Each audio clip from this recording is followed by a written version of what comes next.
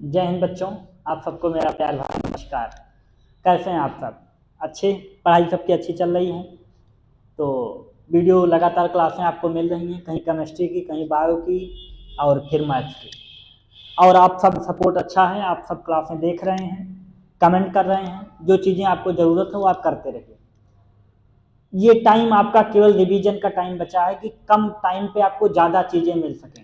Input कम हो and output ज़्यादा हो, इनपुट कम एंड आउटपुट ज़्यादा, ये टाइम आपका चल रहा है। इस टाइम आप अपने आपके 20-25 दिन, आप 25 क्या बचा, 15-18 दिन उधर, 5 दिन इधर, मतलब 20 दिन मानते हैं। इस 20 दिन को आप 60 दिन के बराबर कर दीजिए। जितना मेहनत आप कर सकें इतने टाइम पे करते रहे। तो इस विजय रथ सीरीज में हम लोग आज फिर आप सबके सामने आए हैं, और जो कि क्लास आज है इंपॉर्टेंट क्लास है। ज़्यादा कॉन्सेप्ट है नहीं, 3-4 फार्मूलों की बात होती है, फिर डायरेक्ट क्वेश्चन की बात होती है। चलिए, आज के टॉपिक का नाम है, चैप्टर का नाम अर्थमेटिक प्रोग्रेशन, जिसे शॉर्टकट फॉर्म में अर्थमेटिक प्रोग्रेशन या एपी बोलते हैं। इसमें हम नंबर्स को खेलते हैं और सीखते हैं नंबर्स को। तो थोड़ी सी इंट्रोडक्शन में हम क्या क्या टॉपिक आज हमारा होने वाला है इसकी बात करते हैं हम, कि कौन कौन से टॉपिक को पढ़ेंगे। सबसे पहले तो हम छोटा सा इंट्रो सीखेंगे इसका, इंट्रोडक्शन सीखेंगे। फिर हम जनरल टर्म की बात करेंगे, जनरल टर्म क्या होता है इसकी बात करेंगे।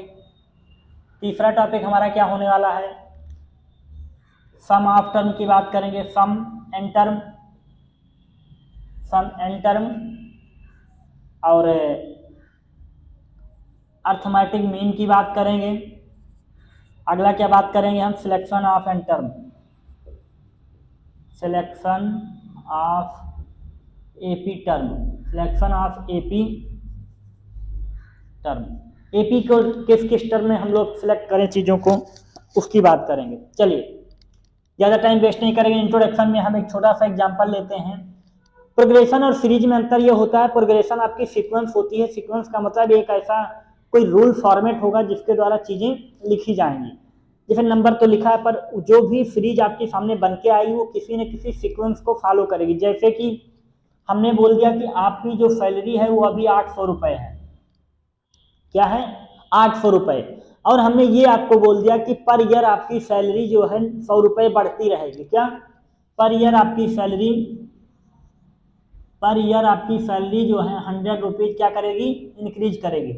तो आपके मन में एक सवाल आएगा, सर जब पहले ईयर हमारी सैलरी कितनी है, सर 800, दूसरे ईयर कितनी हो जाएगी, 900, तीसरे 1000 एंड सो ऑन 1100, ऐसे आपकी सैलरी बढ़ती जाएगी। तो आप एक चीज़ देखेंगे कि इन दोनों नंबर्स के बीच में एक कॉमन वैल्यू मिल के आ रही है, कि यहाँ पर भी 100 रुपये बढ़ रहा है, यहाँ पर भी 100 रुपये बढ़ रहा है, यहाँ पर भी 100 रुपये बढ़ रहा है। तो यही जो कॉमन रूल होता है इसी को बोलते हैं प्रोग्रेशन। और यहीं पर ये जो आपका 800 बनता है इसे हम क्या बोलते हैं, ए दैट मीन्स फर्स्ट टर्म। क्या? ए दैट मीन्स फर्स्ट टर्म। ये जो आपका 100 है, 100 दैट मीन डी का मतलब कॉमन डिफरेंस। क्या? कॉमन डिफरेंस, कॉमन डिफरेंस, ये हमारा डी, जो दोनों के बीच का डिफरेंस है वो हमारा क्या है, कॉमन डिफरेंस। तो यहाँ पे दो चीजें हमने सीखी, कौन कौन सी, एक सर हमने ए सीखा, ए मतलब फर्स्ट टर्म, फर्स्ट टर्म। और हमने क्या सीखा, डी, डी का मतलब कॉमन डिफरेंस, कॉमन डिफरेंस। दो चीजें हमने यहाँ पर सीखी। अब आप एक चीज ये देखिए यहाँ पे कि सर ये जो आपका ए है उसमें जब डी को ऐड कर रहे हैं तो दूसरा मिल रहा है, इस ए में जब हमने डी को ऐड किया तो दूसरा मिला, और उसी ए में जब हमने 2 डी को ऐड किया तो तीसरा मिला। एक चीज यहाँ से आपको सीखनी है, क्या इतना इरेज कर सकते हैं क्या? चलिए देखते हैं थोड़ा सा, कि हमने ये देखा सर कि जब हमने ए आपका जो लिया था फर्स्ट टर्म, इसमें जब हमने डी को ऐड किया तब हमारा कौन सा टर्म मिला, दूसरा वाला टर्म मिला, 2a। 2a ना लिख के हम a2 लिखेंगे। क्या? a2। और जब हमने तीसरा टर्म निकालना हुआ सर, तब हमने a में 2d को जोड़ा, और जब फोर्थ टर्म निकालना हुआ तब a में 3d को जोड़ा। And so on. ऐसे जब हमें ए एन टर्म निकालना होगा तो a plus N minus one into d जोड़ना पड़ेगा। क्या? ऐसे जब हमें एन टर्म निकालना होगा तो a plus N minus one d निकल के आएगा। इसी को हम बोलते हैं जनरल टर्म। क्या? जनरल टर्म बहुत इंपॉर्टेंट है, बच्चे समझ नहीं पाते ये है क्या।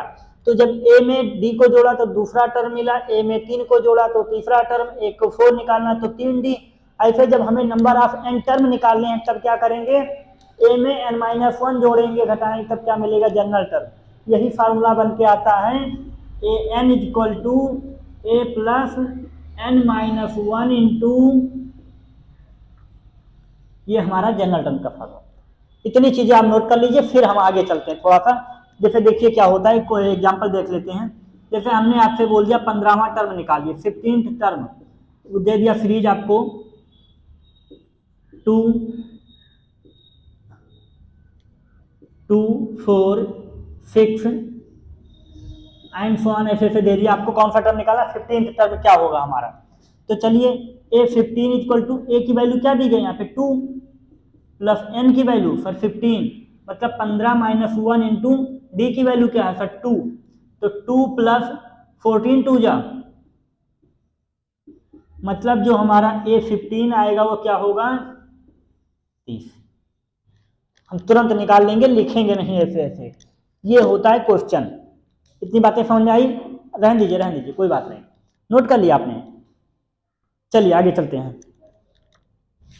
बहुत इंपॉर्टेंट है, समझना है कि A D A minus one D लिखा कैसे गया।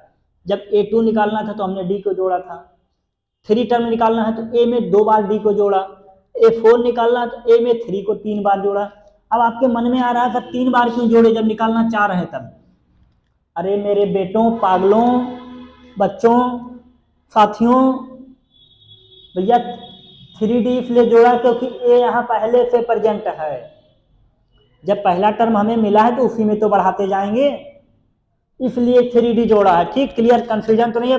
चलिए जनरल टर्म तक की हम लोग बात कर चुके हैं। अब आप आते हैं सम ऑफ एन टर्म की। ज्यादा बड़ा सेशन नहीं है पर इतना बता देंगे कि आपके काम का हो जाएगा, ये हमारा वादा है आपसे। टाइम कम लेंगे पर एपी आपको दोबारा नहीं पढ़ना पड़ेगा।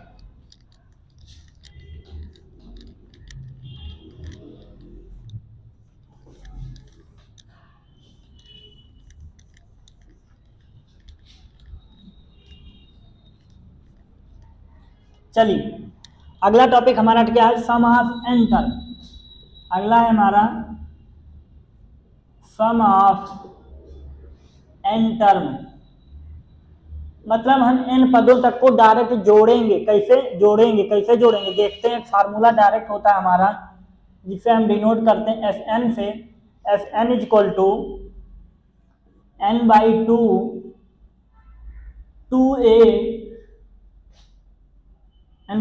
ए plus N minus one into D. ये हमारा क्या होता है, फार्मूला होता है। यहाँ से हम किसी भी टर्म तक को जोड़ लेंगे। क्या करेंगे, जोड़ेंगे। जैसे हमने आपको दे दिया a is equal to 4,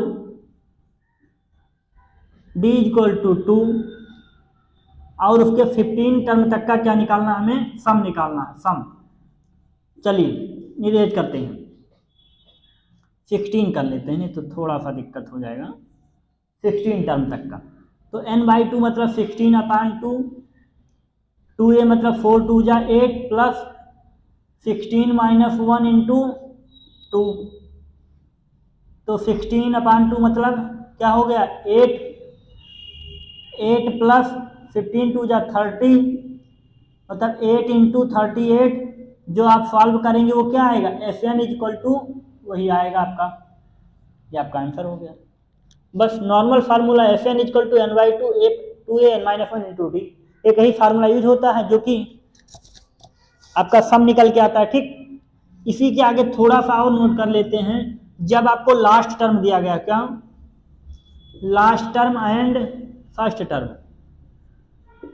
last term and first term, तो S L is equal to n/2 a plus L. एक फार्मूला ये भी होता है, मतलब जब आपको लास्ट टर्म दे दिया जाएगा तो हम कैसे निकालेंगे, यहाँ से। आप बच्चों को एक बात और समझनी है यहाँ पे थोड़ी सी, कि हमने आपको डी निकालना नहीं बताया कि डी का निकालेंगे कैसे। जैसे हमने आपको सीरीज दे दी 2, 4, 6, 8, 10। अब हमने आपको बोला कि डी यहाँ से निकालना, तो आप क्या करेंगे, ये आपका ए होता है फर्स्ट टर्म, ये सेकंड टर्म, ये थर्ड टर्म, ये फोर्थ टर्म, ये फिफ्थ टर्म। तो हमेशा जो डी निकलता है वो A2 माइनस A1, मतलब सेकंड टर्म से आप फर्स्ट टर्म माइनस करेंगे तब आपका डी निकल के आएगा। समझने की कोशिश करिए थोड़ा सा। डी हमारा है 4 माइनस 2 इक्वल टू क्या आ गया 2, मतलब हम हमेशा सेकंड वाले से फर्स्ट वाला माइनस करेंगे तब हमारा डी आएगा। Got it? समझ में आया? बिल्कुल आया होगा। उम्मीद करते हैं कि जितनी बातें हम लिख रहे हैं ये आपको समझ में आई होंगी, आप पढ़ जानते हैं। लेकिन आप समझ चीज़ों को तब पाएंगे जब आप अपने माइंड से ये निकाल देंगे कि ये हम तो नहीं जानते। क्योंकि सीखने की एक कला होती है कि अगर आप सोचेंगे हम जानते हैं तब आप नहीं पढ़ पाएंगे, जब हम नहीं जानते तब चीज़ों को आप समझ पाएंगे। क्योंकि गोरे कागज पे लिखना आसान है अगर उस पेपर पे लिखा नहीं है। अब इस पे लिखना है तो हमें पहले इसको इरेज करना पड़ेगा तब हम लिखेंगे, लेकिन यहाँ चाहें तो हम डायरेक्ट लिख सकते हैं। तो इसलिए अपने माइंड को एकदम साफ रखिए कि हमें ये नहीं आता है, तब आपको चीज़ें समझ में आएंगी। भले बातें कड़वी हुई पर वास्तविकता यही है। ठीक, आइए अब हम बात करते हैं अपने एम की। M that means arithmetic mean. Arithmetic mean केवल होता कुछ नहीं, एमसीक्यू में आएगा पेपर में कि 2-3 सीरीज आपको दे दी जाएगी, उसको आपको पहचानना है कि एपी है या नहीं है। क्या एपी है या नहीं है? जैसे कि हमने एक सीरीज दे दी आपको, टॉपिक क्या है हमारा अर्थमेटिक मीन। हमने आपको क्वेश्चन दे दिया 2, 4, 6, 8। इसके लिए होता है कि अगर कोई 3 चीज़ें ए बी सी आपकी क्या है एपी में है तो क्या होता है कि B is equal to A plus C by 2, मतलब जो दूसरा हमारा टर्म है वो इन दोनों के जोड़ के हाफ के बराबर होता है। तो ये हमारी क्या है एक एपी में है, तो इन्हें सॉल्व करके देखते हैं। तो क्या 4 इज इक्वल टू 6 प्लस 2 अपान 2, बिल्कुल सर 4 इज इक्वल टू 4, ये हमारा प्रूव होता है। यहाँ से ऐसा अगर फॉर्मेट बन रहा है तो वो एपी में है, नहीं बन रहा है तो वो एपी में नहीं है, ये एमसीक्यू में आ जाएगा। आप समझ में आई बातें? चलिए भाई, तेज चल रहे हैं, सुपर फास्ट नहीं है, टाइम कम है, बोला है पहले ही, इनपुट कम आउटपुट ज़्यादा। चलिए नोट कर लीजिए इसको, मज़ा आएगा। क्या आवाज़ आ रही है, दिखाई दे रहा, सुनाई दे रहा सभी को? अगला टॉपिक हमारा है selection of AP. Selection of AP के कुछ टर्म अगर हमें सेलेक्ट करने हो, जैसे कि बोल दिया जाए फर्स्ट 3 टर्म, क्या 3 टर्म, फर्स्ट 3 टर्म। यहाँ आपको नोट करने के लिए हम कुछ टर्म लिख रहे हैं कि 3 टर्म मानना हो, 4 टर्म मानना हो, तो आप क्या क्या मानेंगे मेरे साथियों? देखिएगा, बहुत इंपॉर्टेंट चीज़ बताने जा रहा हूँ आपको। अगर आपको एपी के कोई 3 टर्म मानने तो आप एक मानेंगे ए, दूसरा मानेंगे ए डी, तीसरा मानेंगे ए माइनस डी, और इन सबका जो कॉमन डिफरेंस आएगा मतलब डी, वो यहाँ पे क्या आएगा?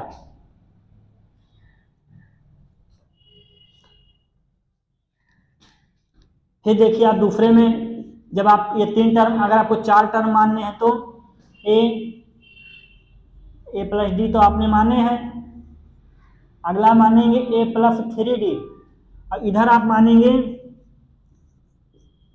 ए माइनस 3D, ये मानेंगे। और आप क्या मानेंगे? एक मानेंगे ए प्लस डी, ए प्लस 2D, ए प्लस 2D, ए माइनस डी। इतना नोट करिए, फिर हम बताते हैं। चलिए, अगर आपको कुछ ऐसा एज्यूम करना पड़ जाए, जैसे पेपर में आ जाता है कभी कभी कि किसी एपी के 3 टर्म का सम इतना है, फिर ये इतना है, तो अगर आपको कोई एपी एज्यूम करनी पड़े, सेलेक्ट करना पड़े कि कोई 3 एपी आपको माननी है, तो जब आपको 3 एपी मानना होगा तब आप इसे लिखेंगे ए प्लस डी, ए माइनस डी। अगर आपको 4 AP निकालनी है तो A plus D, A minus D, A plus 3D, A plus 3D। अगर आपको 5 AP एज्यूम करनी है तो आप ये लिखेंगे, ये बहुत इंपॉर्टेंट है, हर बार UP board, CBSE board, ICSE board सब में देखा गया है, चमकेगा। ना वादा हो तो आप नोट कर लीजिए इस क्लास को, जब आप पेपर दे के निकलेंगे तब आपको पता चलेगा। यहाँ पे ये एज्यूम करना, बच्चे यहाँ पे गलत एज्यूम कर लेते हैं। वो ये एज्यूम करते हैं क्या, एक ए प्लस डी, ए प्लस 3D, ए प्लस 4D, कुछ बच्चे ऐसा करेंगे वहाँ पे। तो ये गलत तरीका है, क्योंकि यहाँ पर आपकी जो इक्वेशन बनेगी वो बड़ी भयानक होगी। यहाँ क्या करेंगे, आपका जो चीज़ें हैं कट जाएंगी, इसलिए पॉजिटिव लिया, निगेटिव लिया, ठीक। तो ये रहा आपका लास्ट टॉपिक जो कि AP से इम्पोर्टेंट था, इसलिए हमने लिख दिया 3 ही इम्पोर्टेंट है आपके लिए, या तो 3 या तो 4 या तो 5। और समझते हैं कि आपको सेशन अच्छा लगा होगा। और अगली क्लास आपकी ये अर्थमेटिक था, अगला आएगा कोऑर्डिनेट ज्योमेट्री। क्या, कोऑर्डिनेट ज्योमेट्री। लगातार ऐसे ही हम 3 से 4 दिनों में, पूरी जनवरी में आपके ये टॉपिक 10 मिनट में खत्म कर देंगे। फिर हम 10 क्वेश्चन 10 मिनट में करेंगे, हर टॉपिक के 10 टॉप क्वेश्चन 10 मिनट में। तो अच्छी रहेगी अगर ये सीरीज, तो वो आएगी। जय हिंद मेरे प्यारे बच्चों, मिलते हैं अगली क्लास में।